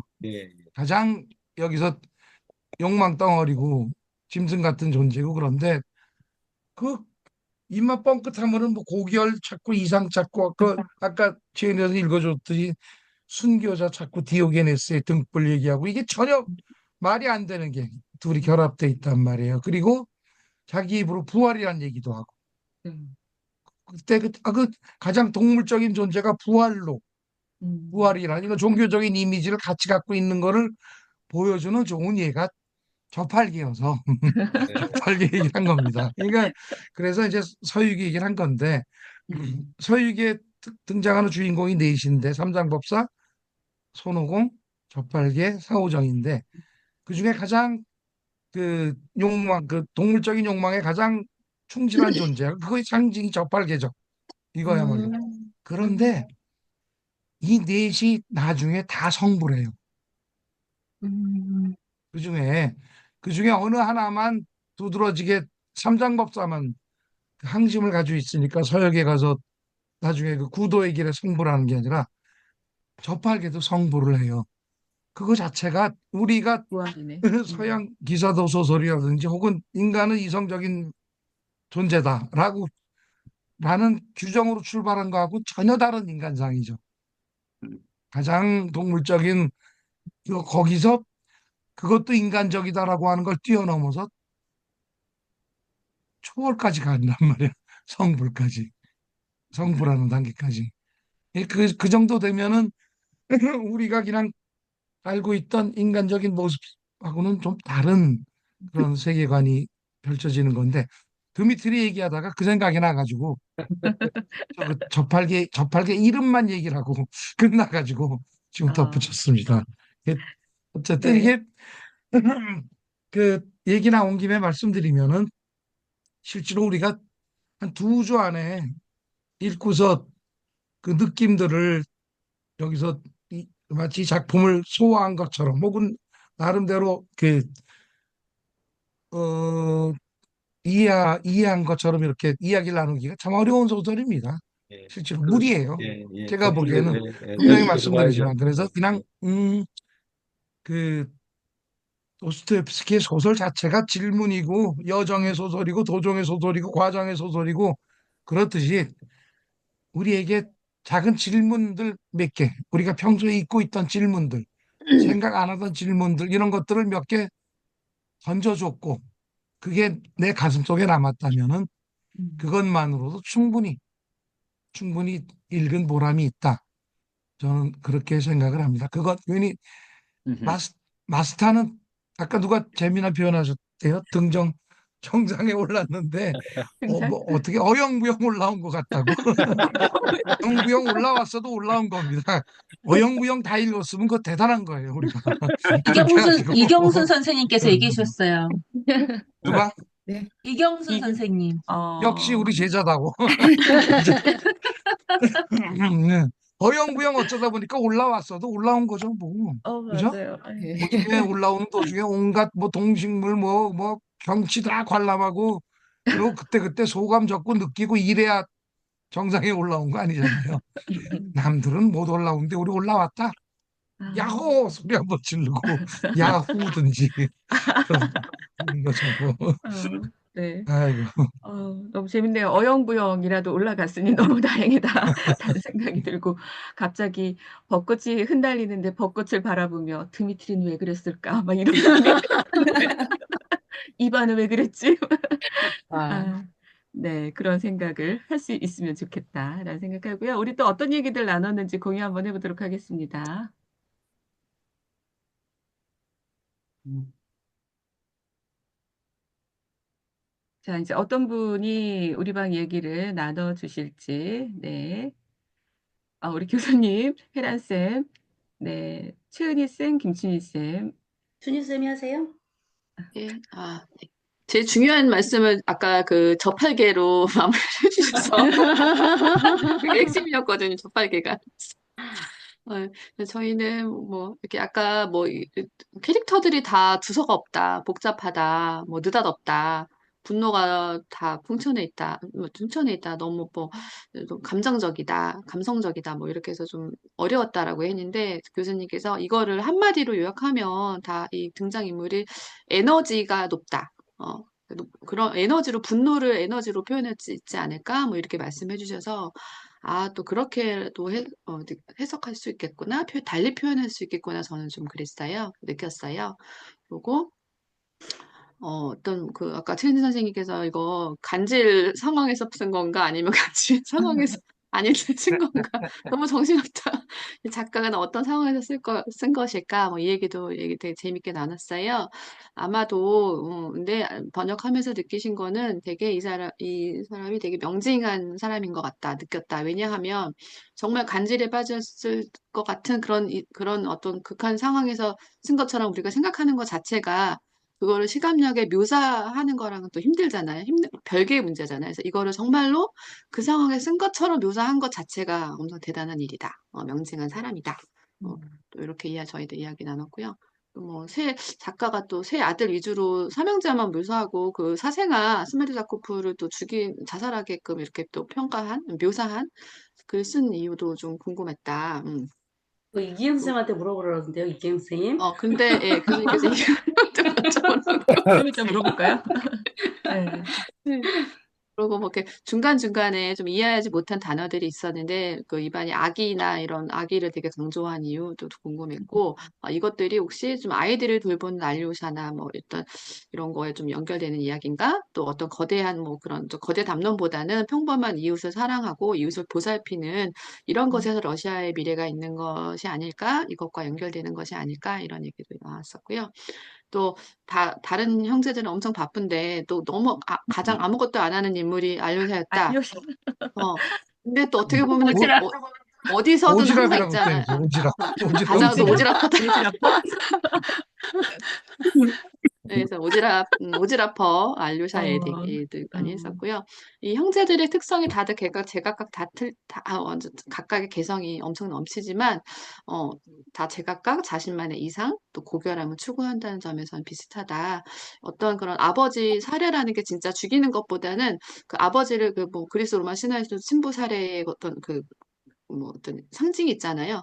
이런 네. 것처럼 그전에 아버지를 넘어서는 어떤 그런 거를 추구하는 어떤 삼형제의 모습도 있었고요. 또 아까 그 저팔계로 대변되는 그런 그 드미트리를 한마디로 요약하면 동물성의 상징이다. 오히려 이것이 인간성과 더 연결되는 부분이 있다. 그래서 고결함과 연결되는 어떤 인간성이 상징되는 부분이 드미트리다. 이렇게 음. 이야기를 나눴습니다. 네. 아, 감사합니다. 투니쌤, 오랜만에 목소리 들으니까 너무 좋네요. 네. 네. 알료샤가 오지라퍼라는 별명을 얻었습니다. 네. 우리 방에서는 항상 임재한다라는 느낌으로 얘기를 했었는데, 네. 자, 우리 이기행, 조병희, 박혜란, 윤경로, 이은경 선생님, 6일 전이네. 이거는 잠깐만요. 6일 전이면 넘어가고. 안 올라온 건가요? 어디로 갔을까요? 인물 이쪽으로 주제 갔나요? 토의. 인물 주제 토로 갔네. 이경수, 황윤정, 정인숙 선생님. 네. 네, 저희는 제가 하겠습니다. 네, 그 첫 번째 감사합니다. 질문이 하느님 없이도 사랑할 수 있다는 라키틴의 사랑은 어떤 걸까? 근데 이 라키틴이 신부였고 음, 또 그 뭐 필요에 따라서 이제 돈도 삥 뜯어가고 뭐 이런 존재였는데 사랑이라고 이야기를 해서 좀 거기에 꽂혔었습니다. 그래서 한번 질문을 나눠봤는데요. 우리 선생님들께서 인간은 종교성을 기본적으로 갖고 있기에 누구나 사랑할 수 있기 때문에 그런 거 아닐까? 이제 뭐 이런 말씀을 나눴고 또 사랑은 여러 종류가 있기 때문에 나쁜 사랑도 마음대로 선과 악을 구분하지 못하고 또 이렇게 나쁘게 빠질 수도 있다. 근데 그걸 사랑으로 붙이면 이름 붙이면 그것도 사랑 아니겠냐. 또 누구나 사랑할 수 있는 기본적인 본성을 믿는 느낌으로 그 말을 한 게 아닐까? 그다음에 이제 뭐 미차의 아버지도 내버려뒀잖아요, 미차를. 그랬기 때문에 그것도 사랑이다. 의도치 않은 사랑이다. 또 사랑이 말이라는 말을 갖다 붙이면 다 납득 가능하고 음. 스메르자코프의 죽음도 속죄를 하고 싶은 아버지를 향한 사랑이 아닐까. 이런 얘기를 나눴습니다. 다양한 사랑이네요. 다 사랑. 나누니까 굉장히 풍성해져서 너무 재밌었습니다. 그다음에 이제 속죄하려면 아버지를 죽여야 되겠네요. 사랑이네. 나의 사랑. 미차 이반 안료사 중에서 동질감을 느끼는 사람은 동질감을 느낄 수 없다. 또 이제 그 미차는 몸으로 때우고 있기에 이반이 고통스러웠겠고 그래서 이반한테 좀 동질감을 느꼈다. 왜냐하면 정신적인 고통으로 스스로를 벌주고 있는 느낌이어서 좀 불쌍했다. 라는 의견도 있었고요. 세 사람이 다 나한테 있다. 그런데 중요한 건 주어진 상황에 따라서 누가 나오느냐에 따라서 다르기 때문에 세 사람이 다 내 안에 있다라고 좀 얘기를 했었고요. 또 미차 쪽이다. 양심은 있는데 본능에 따라서 행동하는 면이 있다라는 이야기를 나눴습니다. 음. 미차를 여자들은 무죄로 생각하는데 여기 하나 빠졌습니다. 남자는 왜 유죄로 생각할까입니다. 남자들은 왜 유죄로 질투. 생각할까입니다. 근데 네. 남자들은 질투 있고 여자들은 사랑인가? 뭐 여자들은 사랑과 연민을 바탕으로 본질을 보며 유죄여도 무죄를 바라는 심정인데 좀 빠졌습니다. 무죄를 바라는 심정인데 음, 남자들은 보여주는 현상을 기반으로 판단하기 때문이다. 음. 라고 라는 이야기를 나눴습니다. 이상입니다. 네, 감사합니다. 인숙쌤. 네. 미차를 여자들은 무죄로 생각하는데 남자들은 왜 유죄로 생각할까? 질문 재밌었습니다. 네. 저희 방, 네. 조병희 선생님, 이기행 이사장님, 그다음에 원장님, 저 원수영 선생님, 어떻게 할까요? 원장님이 얘기해 주실까요?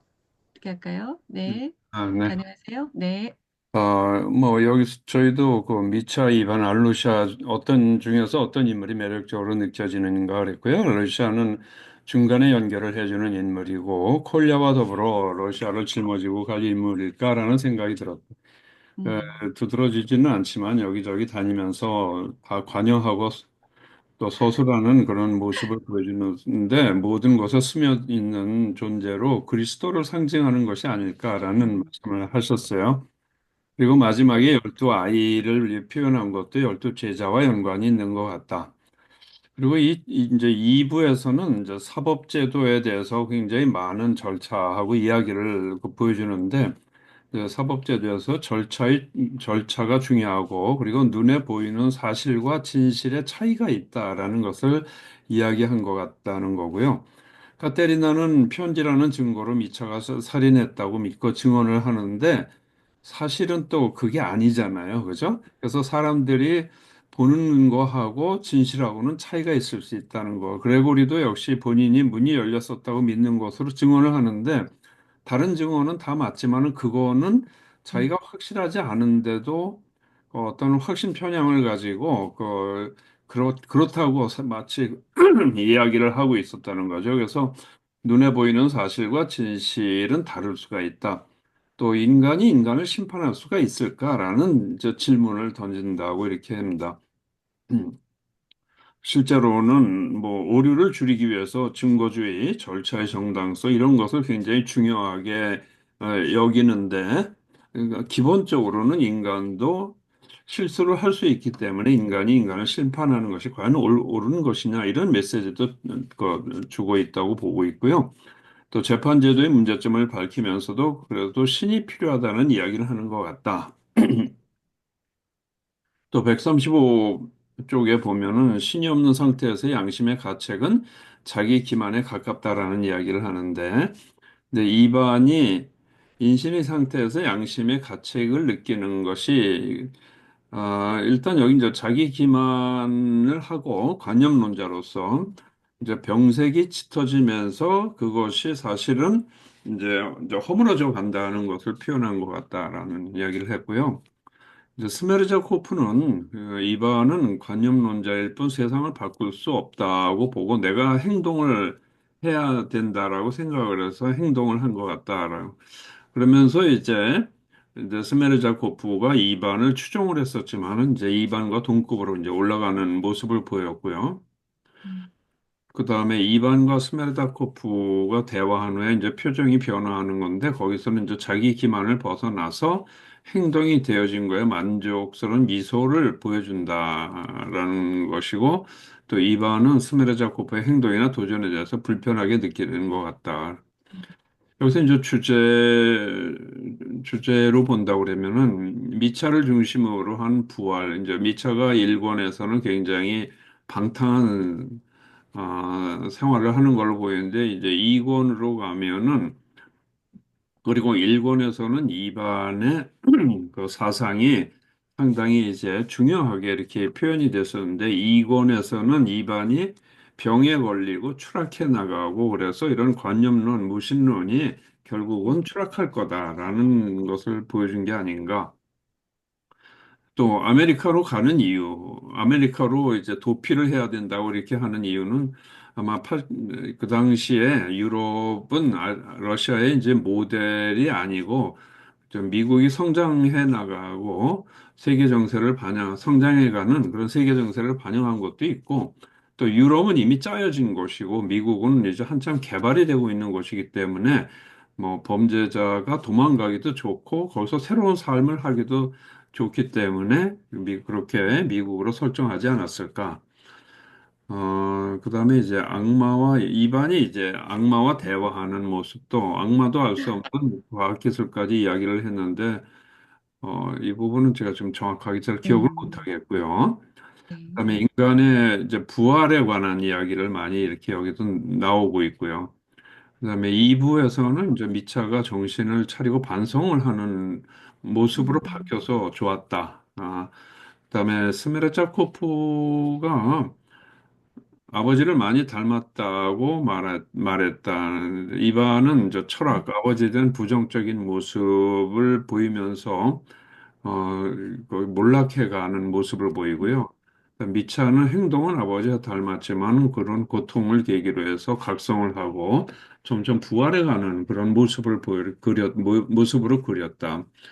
이제 도스토옙스키 소설을 다 읽고 나서 반복적으로 나오는 공통적인 것이 간질 환자가 등장하고 그다음에 아메리카의 도피처로 등장을 하고 그다음에 범죄 이야기 또 시베리아의 유형 이야기가 계속 나오는 게 본인의 어떤 그런 경험에서 나온 얘기들인 것 같고요.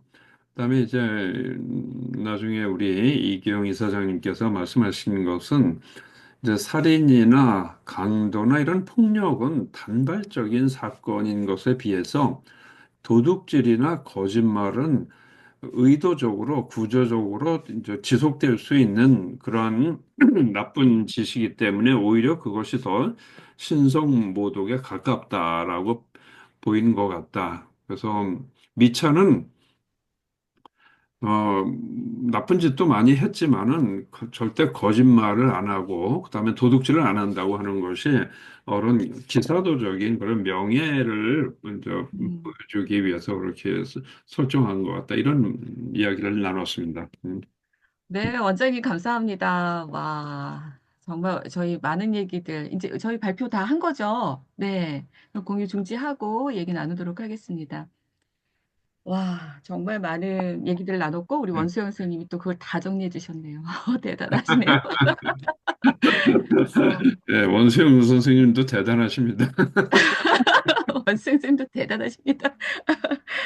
와, 정말, 정말 많은 얘기들 이렇게 나눴는데, 우리 이기영 이사장님이 아까 저희 방에서 했던 얘기들 예. 중에서 혹시 저희 빠진 얘기나 또 나누고 싶으신 얘기 있으시면 예, 언제, 아니, 대체적으로 다 잘 수렴해 주셔가지고, 표현에서만 네, 조금 약간씩 그 차이가 있지. 음, 저도 뭐 음, 이거 한 번 읽어가지고서 이렇게 교수님 말씀대로 이걸 다 음, 안다는 건 아니고, 이거 파야 좀 더 깊은 얘기가 있고, 이게 인상적으로 말씀을 드린 건데요. 조금 음, 그 구조적으로 정리를 하게 되면, 까라마조프가의 형제들이 세 형제, 아까 질문에서 좋은 질문들이 많이 나오셔서 거기에 답하는 걸로 좀 보충을 하면, 스메르자 고프는 2반의 좀 확대판인 것 같고, 그다음에 알료샤는 12제자로 있어가지고, 이권의 이걸 미완성이라고 하는데 다음 작품이 알료샤가 주인공이라고 하는 작품인데, 그 2반과 가장 대척점에 가는 게 이제 알료샤인데, 알료샤는 특별하게 장이 할애되지 않았음에도 불구하고 소설 전반에 군데군데 계속 등장을 하거든요. 1권에서도 알료샤는 2장밖에 안 됐고, 거기에 반해서 그 입안 얘기는 굉장히 많이 좀 설정이 되어 있는 것 같아요. 대신문관 얘기 나와 있고 여기서 입안의 항목이 8장까지 가 있고 그렇게 봤을 때 어, 그런데 이제 그렇게 본다면 알료샤는 아까 거기 말씀 주신 대로 소설 전반에 다 이렇게 살아있는 뭐 그리스도와 같은 임재해 있는 그런 존재. 그 말씀 하나 드리고 싶고요. 그리고 이제 스메르자코프는 그 입안의 확장판인데 에, 스메르자코프가 보기에는 그 누굽니까? 이반은 관념론자인 투기꾼에 가까운 사람이다. 자기 기만을 일삼고 투기꾼에 가까운 사람이지 행동으로 못 나아가는 실현하는 혁명가적인 그런 사람은 아니고 자기가 그거를 아버지를 죽이는 게 일종의 혁명으로 본다면 그것을 실현했으나 이반의 세례를 받아가지고 행동에 옮긴 그러한 세상들이 에, 긍정적인 세상이 아니기 때문에 자살로 마무리를 하지 않았겠네. 그건 입안에 음, 올락을 따진다. 병색과 같이. 그런 얘기 음, 하나 좀 덧붙이고 싶고요. 그다음 꼭 네, 던지고 싶은 말씀, 요건 좀 예민한 얘기였는데 신이 없는 세상에서 어떤 일을도 할 수 있다. 이런 허용하는, 얘기를 뒤집게 되면 계속해서 입안도 갈등하고 방향성을 찾고 본인이 그 양심의 가책에 따라서 이런저런 행위를 하는데 그러한 양심의 가책, 인간적인 양심의 가책이라는 게 신이 개입되지 않은 고백되지 않는 그러한 고백들은 자기 기만에 가까울 수 있는 거다라는 게 작가의 메시지 아니겠는가 그런 생각을 좀 음, 해봤습니다. 예, 이상입니다. 네, 예. 감사합니다. 예. 네네. 음, 교수님, 네, 교수님, 네, 저에게, 음, 네, 예. 해주실 말씀. 어쨌든 그 도스토옙스키가 아주 지독하게 종교적인 작가라는 건 틀림없습니다. 그 종교적인 작가라고 하는 것 자체만으로도 우리에게 음, 익숙하진 않은 낯선 그런 존재 그런 작품일 수 있는데 더더욱이 도스토옙스키 자체가 스스로가 답을 못 내는 작가예요. 그걸 분명하게 보여주는 게 알료샤 얘기를 쓰려고 알료샤 얘기가 이 책 주인공이 알료샤라고 그래놓고 지금 오지랖 넓은 예수님 같은 인물만 갑자기 그 치은희 선생님 때문에 예수님이 오지랖 넓은 인물이 됐어요. 반성하세요. 그런 존재로밖에 못 그리는데 그 아마 불가능할 거예요. 알료샤라고 하는 그런 영적인 혁명을 이룬 세상을 그린다는 게 가능하겠습니까? 그거는 아마 생각만 그랬을 뿐이고, 그런 꿈을 꿨다는 것 자체를 그냥 우리가 좀 같이 공유해야 되지 않을까 그런 정도로 생각을 하고, 그동안 정말 또 스테프키 소설 네 권이나 읽느라 고생하셨는데 다음에 또 고문이 기다리고 있습니다. 톨스토이라고 하는 전쟁과 평화 그 톨스토이 고문이에요? 소설. 네. 전쟁이잖아, 근데 전쟁. 톨스토이 전쟁. 소설은 도스토옙스키처럼 그 골치 아픈 그런 고민은 아니고, 음, 음, 훨씬 더 인간적인 차원으로 좀 내려옵니다. 에, 음, 말하자면 종교성을 추구했다라기보다는 종교의 윤리적인 차원, 사회적인 기능, 뭐 이런 것들을 추구한 분이라서 톨스토이는 꼭 여러분들이 이번에 저랑 열심히 동참하시길 바라는 게, 톨스토이에 대한 오해가 많아요. 첫째는 전쟁과 평화를 아무도 안 읽고 얘기를 했기 때문에 오해가 많아요. 그리고 톨스토이가 소설 속에서 굉장히 많은 얘기를 하거든. 음, 그래가지고 구절 하나하나를 톨스토이가 남긴 위대한 뭐라 그럴까, 우리가 참고해야 될 좋은 말씀들 이래가지고 그게 굉장히 많이 그 사람들한테 알려지고 회자해요. 그래서 톨스토이가 무지하게 도덕군자처럼, 마치 공자가 도덕군자로 잘못 알려진 것처럼 딱딱한 윤리주의자 도덕군자로 많이 잘못 알려져 있어요. 근데 제가 분명히 단언하지만 특히 나중에 안나 까르니나 읽으면서 그런데, 얼마나 인간이 가진 생각이라든지 이런 것들이 다양한가를 우리 그냥 느끼게 하는, 제가 단언 저기 하나만 예를 들어드리면은, 제가 가끔 말씀드리는 제 출판사 사장, 심사장, 이 양반이 소설가예요. 소설가인데 제가 번역한 안나 까레니나를 읽고 뭐라 그랬냐.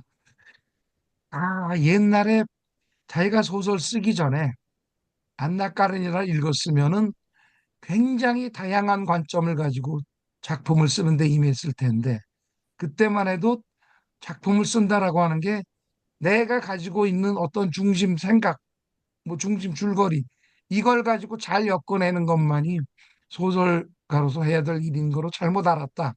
그런 얘기를 들었을 정도로 아주 스펙트럼이 다양한데, 얘기했다 또 나중에 야단 맞을라. 저는 골치 안 아파요. 어쨌든 그래서 다음번에는 음, 톨스토이 가지고 여러분들하고 네, 만나도록 하겠습니다. 네. 전쟁과 평화입니다. 톨스토이에 대해서 관심을 갖고 한번 찾아봤더니 톨스토이 부인이 3대 악처 중에 한 명이라는 설이 있고 그 3대 악처하고 톨스토이 간에 아이를 14명인가를 만든 어, 재밌네요. 근데 아, 그 악처라는 그러니까 얘기 중에 그러니까 하나는 저기 톨스토이는 애를 낳고 싶지 않았는데 애를 많이 낳게 만들었으니까 악천가요?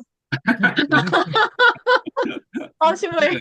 아니요. 어떻게 악처하고 애를 그렇게 많이 만들고 그러니까 또 하나는 강요에 의해서 낳은 거지. 초가 이제 싫어서 이제 집을 나온 것이 일은 죽었어. 아니 82살에 나와가지고 결국은 백사에 자유를 찾으려다가 바로 가셨어. 하나만 더 저 참 덧붙이겠습니다. 음, 그 아까 우리 그이 까라마조프에서도 아까 종교와 윤리 문제, 이런 사랑 문제, 이거를 얘기를 하신 것 같은데, 그거 덧붙여서 우리가 톨스토이 읽을 때는 좀 그냥 읽고 싶으시더라도 음, 도스토옙스키를 다시 기억하시면서 둘을 좀 비교하시면, 둘을 아니, 그럼 비교하시면은 훨씬 더 음, 머리가 아프질 것 같은데요. 도스토옙스키 잊어버리고 톨스토이만 읽어야 될 것 같습니다. 아니, 가끔 제가 비교해 드릴게요. 어영부영 이제 도스토옙스키로 올라갔는데 이제 다시 또 내려와서 이제 옆산을 또 올라가야 될 것 같은 톨스토이로 올라가야 될 것 같은 그런 느낌이 들고요. 옆산도 좀 봐야죠. 음, 저희가 오늘이 이제 50권째라서 너무나 또 축하할 일인 것 같아요. 그래서 쌤들하고 간단하게 소감이 어떤지 짧게 짧게 한번 우리 한마디씩 얘기 듣고 오늘은 좀 마무리하면 어떨까 싶습니다. 제 옆에 이경순 쌤 계시는데 이경순 쌤 몇 권부터 들어오셨어요? 어떠셨어요? 소감? 그동안.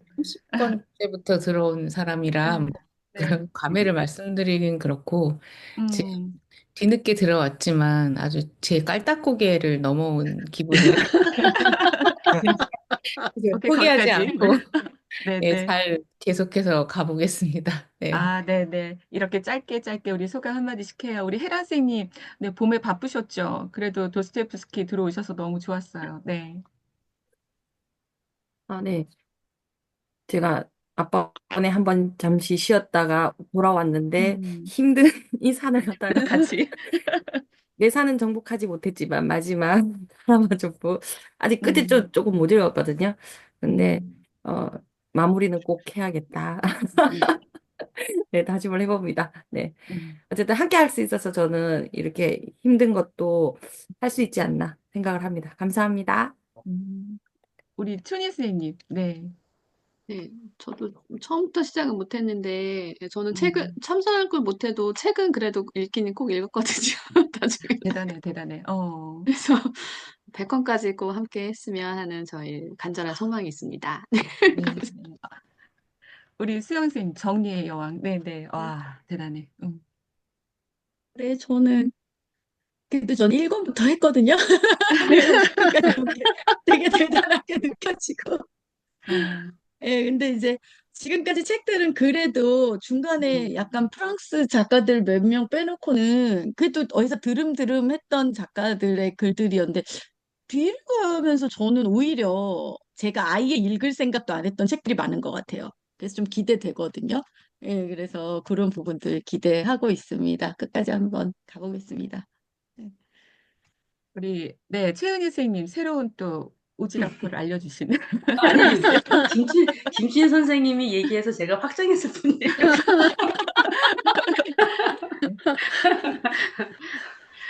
저는 이 절반의 성공을 하고 있는 것 같은 기분이 들어서 참 좋아요. 어쨌든 50권을 읽어냈더라고요. 그리고 이제 새롭게 어렸을 때 막연히 알았던 작가에 대해서 조금 더 정확하게 알게 되어가는 하나씩 하나씩 입안이 되어가는 깨달음을 얻어가는 그런 하필 왜 느낌이 입안입니까?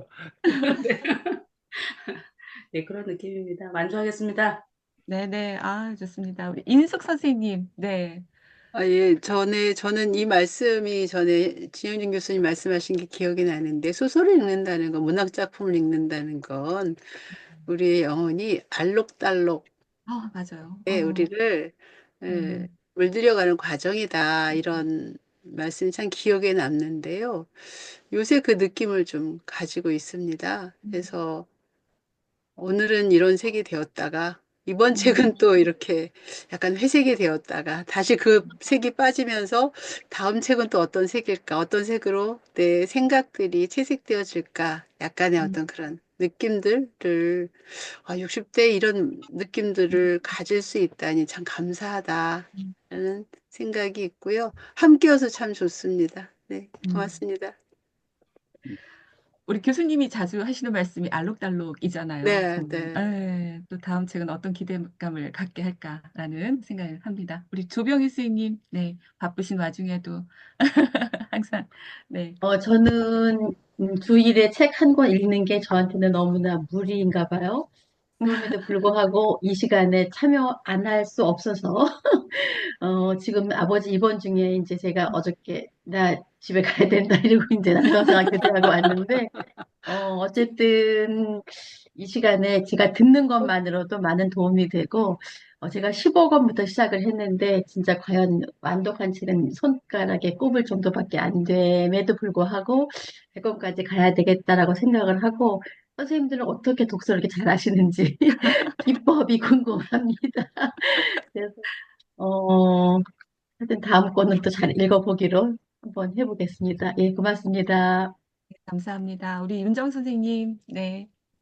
네, 벌써 50권이라니 정말 시간이 정말 빠른 것 같아요. 근데 가장 높은 산이었던 도스토예프스키의 작품들을 다 끝내고 나니까 우리 선생님들께서 정말 다양한 비유가 나온 것 같아요. 오지라퍼에서 저팔계, 등산에 이르기까지 상징하고 은유, 비유 과목 진짜 알록달록하게 많이 나왔잖아요. 그래서 우리 선생님들과 함께 하다 보니까 정말 어려운 작품, 어려운 작가의 작품도 이렇게 잘 읽힐 수 있구나, 잘 읽을 수 있구나 싶어서 너무 감사하고 100권까지 우리 선생님들 건강하게 꾸준히 함께 했으면 하는 바람입니다. 너무너무 감사합니다. 너무 감사합니다. 중간에 윤정쌤 아프다 그래서 저희가 얼마나 걱정했는지 몰라요. 건강해야 돼요. 자, 우리 이기행 이사장님 항상 예, 도움이 되고 있습니다. 아이, 네. 별 말씀을. 음, 일단 50권까지 처음부터 이렇게 또 중간에 오셨다. 저도 중간에 왔습니다만은 음, 이렇게 대단한 일들을 하시는 분들한테 진짜 경의를 표하고요. 또 더불어서 교수님 특히 이번에 도스토옙스키 읽으면서 참 번역 힘드셨는데 이 100권을 어떻게 다 하셨나 더 경탄스럽고 음, 저는 또 뭐 이제 좀뭐 반대로 얘기해서 약간 책 읽는 게 좀 괴롭습니다. 한참 던져놨던 세상을 현생에 바빠가지고 저 문학 전공했는데도 던져놨던 것을 다시 떠들어서 이렇게 좀 보면서 잊어버렸던 그 옛날 얘기들을 좀 다시 생각하다 보니까 굉장히 좋은 유용한 그런 경험이 되고 이렇게 음. 좋은 말씀들을 여러분들하고 같이 나눌 수 있게 돼서 굉장히 귀중한 시간이 되었습니다. 감사합니다. 예. 너무 감사합니다. 교수님, 어떠세요? 저요? 벌써 50분이에요, 50분. 네. 저희 아유, 대견하죠.